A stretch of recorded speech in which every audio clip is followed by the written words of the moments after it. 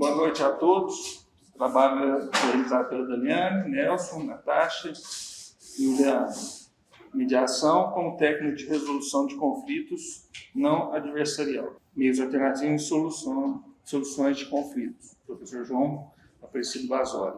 O resumo é um rápido panorama sobre o conceito da mediação, sobre os dispositivos legais, técnicas de mediação, pensamento crítico como forma de resolução positiva de conflitos, legislação brasileira e a importância da introdução das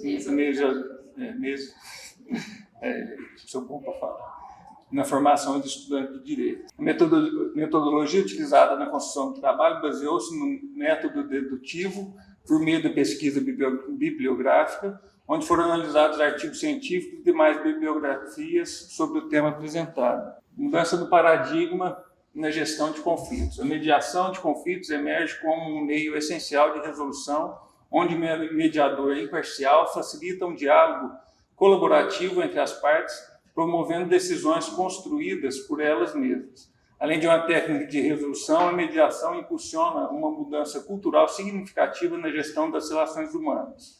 A Lei de Mediação Brasileira de 2015 redefine o paradigma da justiça ao priorizar a resolução consensual de conflitos e exige uma nova formação para os profissionais do direito. Esse texto explora a transformação da prática jurídica e a necessidade de habilidades transversais, destacando a importância da mediação não apenas no âmbito judicial, mas também em diversos setores, como apontado por pesquisas internacionais, inclusive pela multinacional Accenture. No artigo, professor, inclusive, eu não sei se eu que não entendi, mas falo que a lei da mediação é 15.130.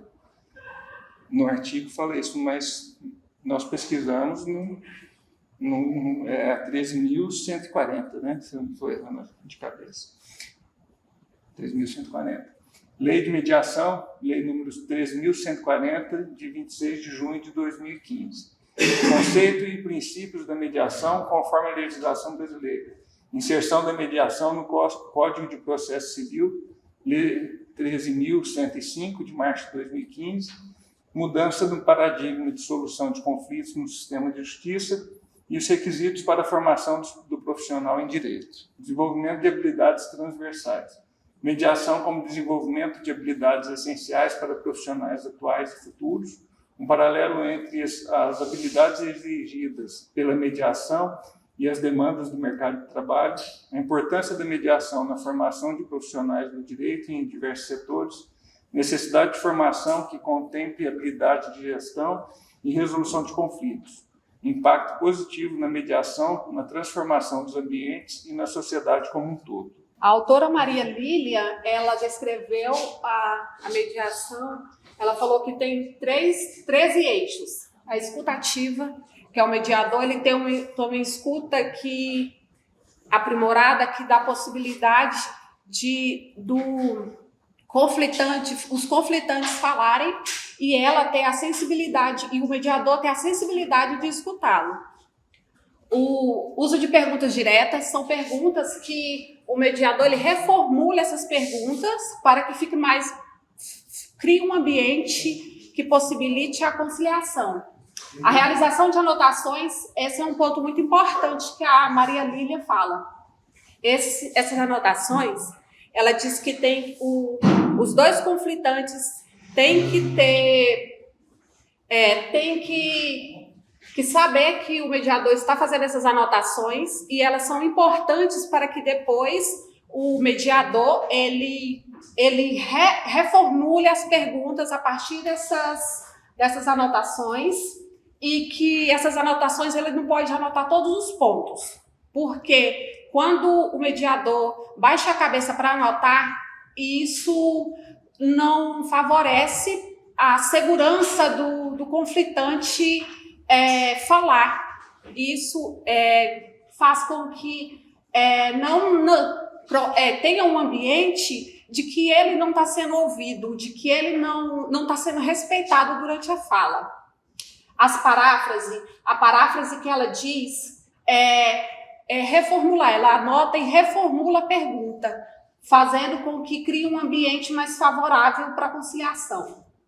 Reformulação A reformulação da pergunta, a separação de pessoas dos seus problemas. Ela fala que é muito importante que haja essa distinção do problema com a pessoa, que ali não seja muito associado o problema à pessoa. Concentrar-se nos interesses, valores e não nas posições. A estimulação de identificação de ganhos múltiplos. Ele fala que é muito importante para o conciliador deixar bem claro que ambos terão ganhos múltiplos com a resolução da questão. A insistência no uso de critérios objetivos quando necessário, teste de realidade e o gerenciamento positivo das emoções. A escuta ativa, como eu disse anteriormente, exerce importante função na resolução do conflito. Ela tem por finalidade escutar, compreender a mensagem verbal e não verbal. Porque a gente não fala, não é somente de forma verbal, principalmente corporal também.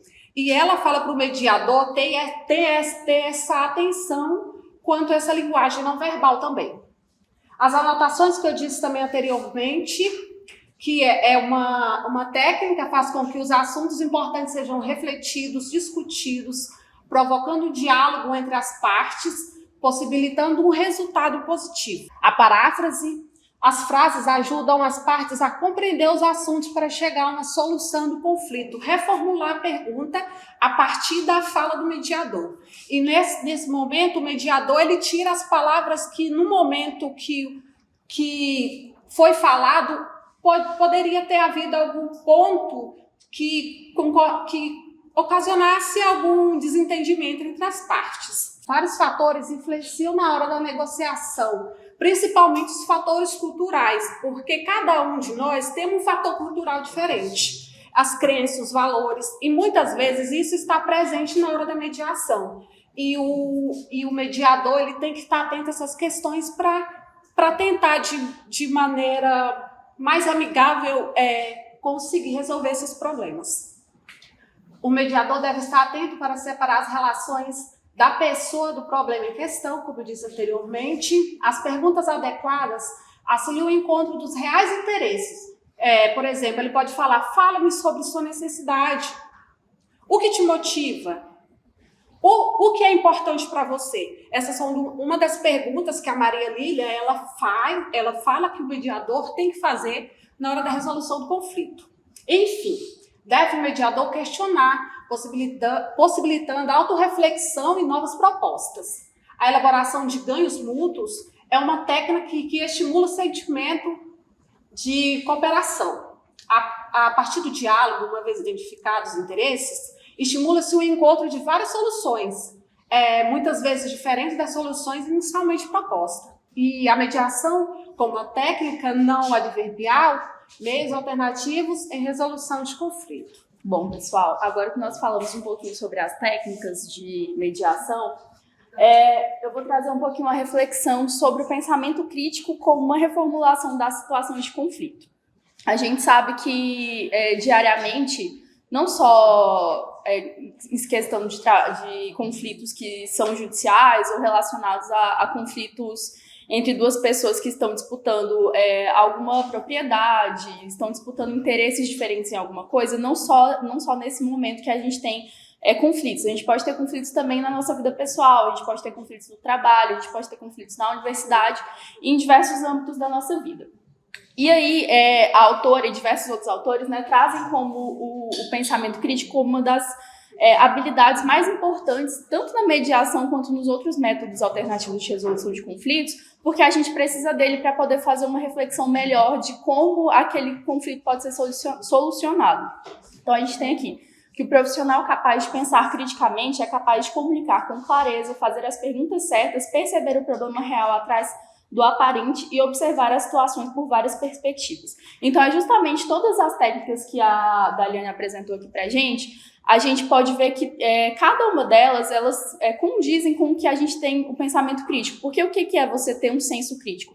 Você, em qualquer problema da sua vida, não apenas em conflitos que tem ali duas partes, você dá 2 passos para trás, você analisa, você reflete sobre o que está acontecendo, você faz as perguntas certas que podem te ajudar a resolver essa situação. Então, é de fato uma das habilidades que a gente precisa desenvolver, não só academicamente, né, ao longo da nossa formação no direito, mas também na vida pessoal.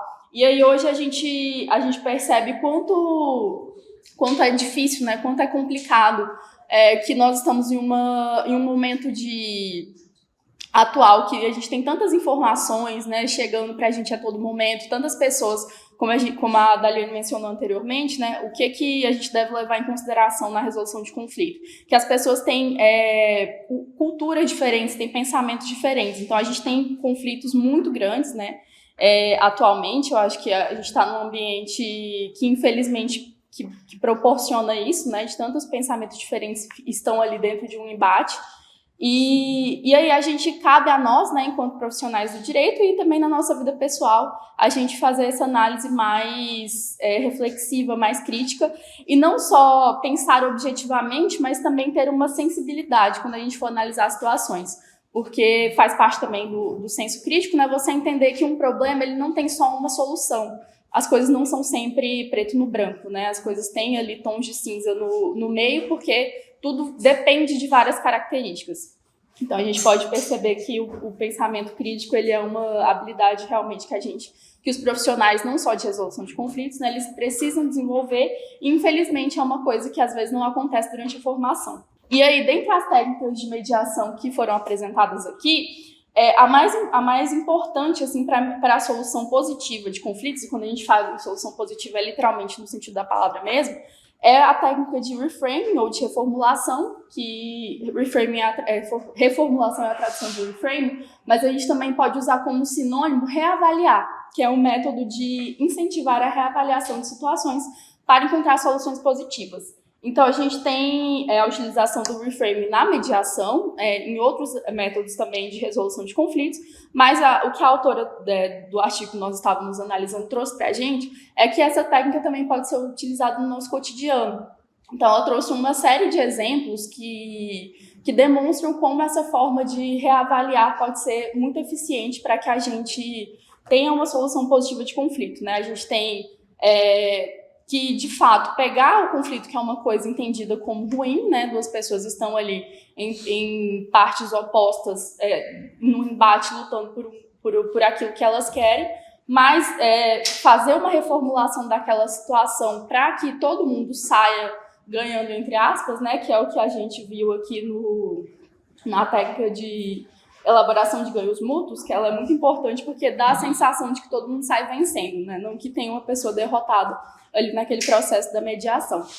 Então, a gente tem aqui o cerne dessa técnica, que é a de reformulação, ele consiste em transformar situações conflitantes em algo positivo. E aí, um dos exemplos bem interessantes que a autora utilizou no artigo foi de uma família que está dentro de um carro, indo para um compromisso importante, eles já estão atrasados e aí eles estão num trânsito, né? Então, a gente tem o pai, a mãe e 3 filhos, e aí eles estão ali dentro do carro, pegando trânsito, todo mundo já estressado, porque todo mundo já teve um dia ruim.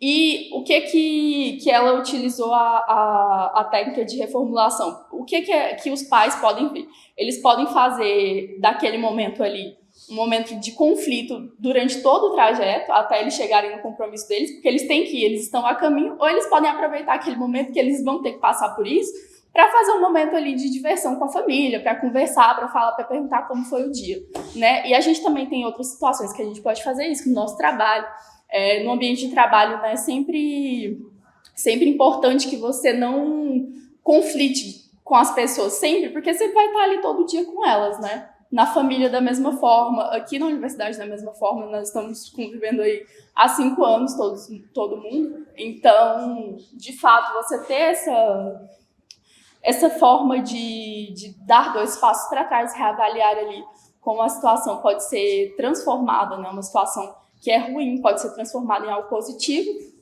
É uma técnica que está dentro da mediação, mas que a gente pode trazer também para dentro das nossas vidas. Vou falar aqui para vocês aqui um pouquinho sobre os novos paradigmas do sistema brasileiro de resolução de conflitos, a partir da Lei 13.140, que é a Lei de Mediação, e também o novo Código de Processo Civil, né?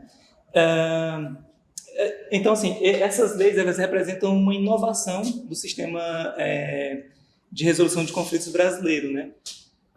Porque, assim, traz alguns paradigmas que até então não existiam, né?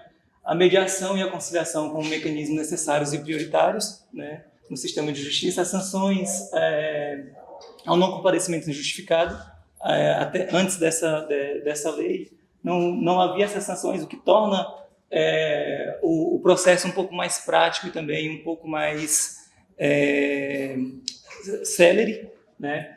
O estabelecimento de critérios mediadores judiciais e extrajudiciais para a formação dos mediadores, a criação de centros judiciais de solução consensual de conflitos junto ao Poder Judiciário.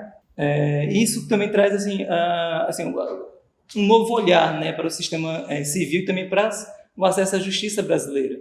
A justiça brasileira passa a se voltar para a construção do consenso, né, onde vou dizer assim, o poder de decisão ele deve se concentrar nas partes, né, que estão em conflito. Então, assim, as pessoas traz também como inovação de que as pessoas elas precisam buscar resolver seus conflitos de forma cooperativa antes de qualquer processo judicial. E mesmo interposta uma ação judicial, ainda é necessário buscar consenso. E o sistema de justiça ele precisa cooperar para que haja esse consenso, né? Como que coopera? Primeiramente, por meio de um terceiro mediador para poder facilitar o diálogo, estimulando o desenvolvimento de habilidades para atingir a cooperação.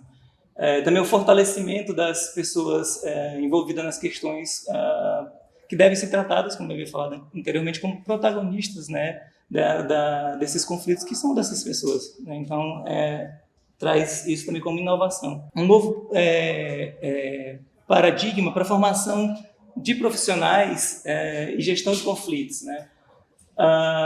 Essa formação não deve alcançar apenas o mediador, né? É uma formação que ela deve alcançar as partes, deve alcançar o advogado, até porque a formação, a autora até coloca isso, né, que a formação atual de profissionais traz habilidades que se coadunam com as habilidades também da mediação. Então é importante que essa formação ela abranja todos os profissionais, né? Essa formação em técnicas de mediação. Então eles colocam aí a formação profissional, né, assim, ela deve abarcar ali, vou dizer assim, metodologias de ensino que vá formar um profissional um pouco mais criativo, mais cooperativo, inclusivo, consensual, dinâmico, capaz de reformular situações, encontrando novas oportunidades e possibilidades para administrar conflitos, problemas, crises, né? E ela coloca também que é preciso uma mudança na raiz do ensino jurídico para preparar profissionais que a atual sociedade efetivamente precisa, né? Daí, assim, traz também como algumas metodologias que precisam ser desenvolvidas no ensino desses profissionais, né? Que é justamente o que a colega trouxe: pensamento crítico, visão sistêmica, capacidade de debate, ética e empatia, liderança, mente inovadora, senso de julgamento e tomada de decisões, né?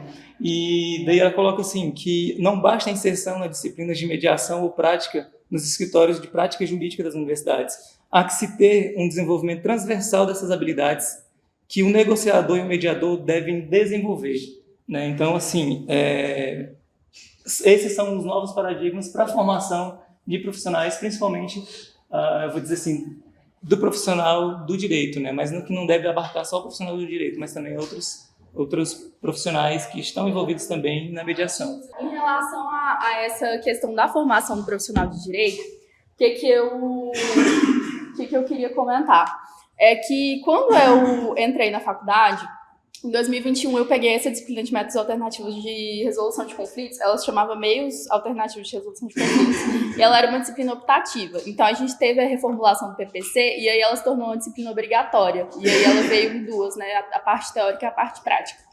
E eu lembro que eu fiz com o professor Marcelo Benetelli, que ele é mediador, né, tem formação nessa área, e foi uma disciplina muito boa.